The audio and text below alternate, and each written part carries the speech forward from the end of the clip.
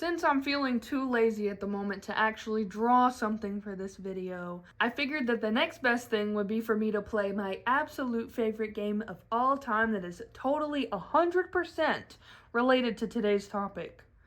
That's right, everyone, it's Skyrim. No one's surprised. A huge part of Skyrim is its colorful pantheon, as I'm sure you're aware, my fellow Skyrim enjoyers. You've got tons of great options to choose from. Goddesses of love, harbingers of chaos, that one guy that's basically Jesus' self-insert character, I think. You know, the one that the priest in Whiterun is always screaming about. Honestly, I'm not sure how much Jesus and Talos have in common, but they're both like God incarnates, right? I figured that since I always play this game the exact same way every single time, always swinging giant axes in people's faces and whatnot, I try to spice things up a little bit and play the way that the Christian God intended, by using the powers that he gave me. Witchcraft, sorcery. Yeah, this is going to be my first all-magic playthrough. I hope you have fun watching, and if I do more videos like this, I'll probably up the difficulty, since I think that it would be much more entertaining for both me and the people out there who want me to get my butt kicked. But the gameplay isn't the main focus of this video, okay? I'm here to talk to you about how I used to be a Christian, then ended up deconstructing and freeing myself from that whole dumpster fire of a religion. Disclaimer, it's cool if you're a Christian. You do you. But this video probably isn't going to be for you, unless you're very open-minded. So let's talk about my Christian upbringing. It's a very big part of my lore, I guess. It sucks that I had to grow up that way. With my entire heart, I believe that religion is really harmful to kids. At least now that I know all the things that I do, I can raise our boys without it. Thank God. My family was, and mostly still is, unfortunately, Christian. We were Pentecostal. I did not and still mostly don't understand the difference between all the different denominations. Wild that they have so many flavors and all love to say that they know what they're talking about. Truly, the only thing I thought that mattered most as a young Christian was just believing in God/Jesus. Like, the acknowledging that they were there, that they existed. That and following whatever little rules any of the adults told us to follow. You know, because we were kids, and kids have no way of telling the difference or making an actual choice because they just do whatever their parents tell them. Because they're kids. Anyways, my parents did lots of ungodly things, like smoking cigarettes every 5 minutes and getting tattoos.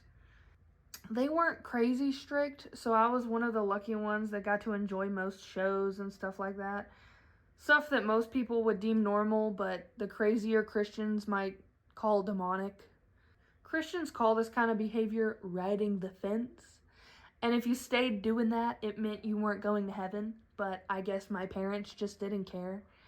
I think they still consider a lot of those things bad, but maybe they consider it something that they can just keep getting forgiveness for. Pretty convenient, right? Well, none of us are perfect. It's probably just a demon messing with me anyways. They really did instill the fear of hell in us, though, that's for sure. I was afraid I was going to hell probably from birth into early adulthood, honestly.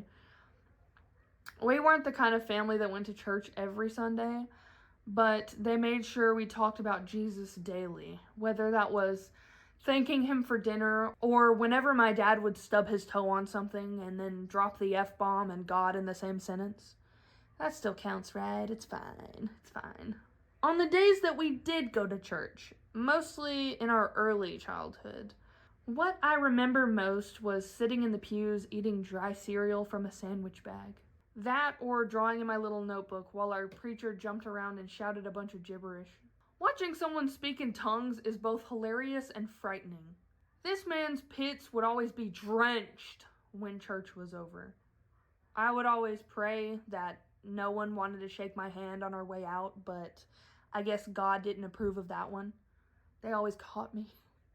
A very interesting thing is that we were taught that we all had a one-way connection to God. So imagine my surprise when I think I've made a breakthrough after being told that being gay could send me to hell. What are you talking about? I literally just talked to God about it and he said I'm all good. On a serious note though, it really messed me up when they found out about me going out with a girl. They stopped letting me spend the night with her, which I can kind of understand, but they also limited hangouts with her outside of school. It scared me, the way that they acted towards it, like the way that they looked at me. So I bottled it up and I told myself that I'd be safe as long as I ended up with a guy. The feelings that I had for females never went away though. I'm still as bi as ever, even being married to my prophesized gamer husband. Also, side note, very important stuff. Just wanted to mention that my supposedly Christian dad was completely fine with me dating a girl. It was mostly just my mom and a lot of other family members that had a problem with it. My dad commented how he was just glad I wouldn't be getting pregnant. Oh, but then when the next boy I dated was black, that's when he had a problem. Interesting. Still no contact, by the way. Racist son of a bitch. Finally, after years of being a Christian, once I graduated high school, I didn't have anyone pushing me to go to church anymore. I had too much actual life happening to sit and worry about where I was going once it was over. It seemed like a crazy thing to make myself sick about the more I picked it apart. I still used the label as a default because what else was there to believe in? I'm honestly not sure what was going through my head at the time. But at some point when I was with my ex, my son's dad, I remember sitting with him having a fuss or something, like with him in his car, and breaking down because I just didn't believe in the Christian God anymore. It was a big surprise. It just hit me one day. I wasn't an active participant. I wasn't playing pretend and hearing that voice that I'd made up for God in my head anymore. I know this is going to sound very dumb to a lot of you, I'm sure. But as I was deconstructing during that whole pandemic thing, I stumbled upon a little something called witch talk. Witchcraft? TikTok. Yeah, kind of cringe, I know, but it made me so happy. They were doing everything that you'd think Christians would want to do. Like, they were out there loving nature, taking what they needed from the earth and using it to create and to be happy. The earth that I had been taught God created. I didn't understand how anyone could perceive their practices as evil and still don't. Tarot cards were the same as flipping to a random page in the Bible and taking what you thought you needed from it. Manifesting what you wanted out of life was just like praying. The only difference was that the witches online didn't care about what you believed in. They would just tell you that you were safe to be yourself in their space. You could practice how you wanted. You wouldn't burn for eternity for just being human. I was still nervous as a baby witch. I was actively teetering between the tail end of Christianity and the tip of the agnostic iceberg. I figured I would be fine if I just remembered that God was in control and I wasn't doing anything evil. But still, I hid it from my family. I used to sneak around making little spell jars and hiding them from the people I was living with at the time. Funny stuff. Embarrassing stuff. Even after moving out, I felt ashamed if anyone came to my house and saw my tarot decks or witchy books. Now, I know that really every community or group has its bad sides, like witches aren't doing everything 100% right, and not every Christian treats people poorly. I think the main thing is that we need to respect everyone regardless of what they choose and refrain from pushing any agenda on others. It's something even I struggle with still after learning what I have. It's hard not to want to debate and talk down to Christians, to try and convince them of my side. I'll continue to grow as a person and fine-tune the way that I speak to folks about my opinions instead of always trying to be the winner. But I understand that it's hard. With that being said, let's bring it back to the present. I can proudly say that I have fully deconstructed from Christianity and I'm now in a loving home where I can be whoever I want to be, free of judgment, even though my husband definitely thinks I'm a little crazy. I mainly consider myself agnostic, but I'm also really vibing with Satanism lately.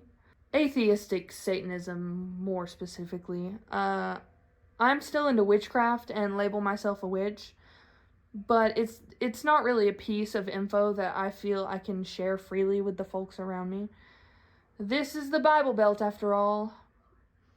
I hope to build up more of an in-person community at some point, somewhere, full of people I can spend time with that share the same beliefs and values. Until then, you lovely internet people get to hear all about my deepest, darkest secrets. Regardless of what you believe happens when we croak, I wish you the best, and I hope you enjoyed hearing me yap to you. Are you listening to me while you do your chores?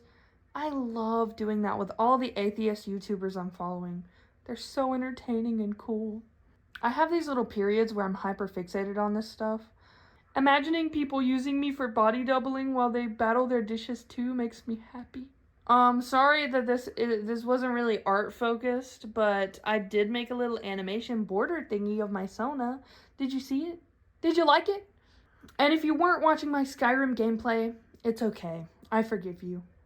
You should show it to someone who likes Skyrim and make them watch it. Okay, that's all. I'm done talking. Love ya!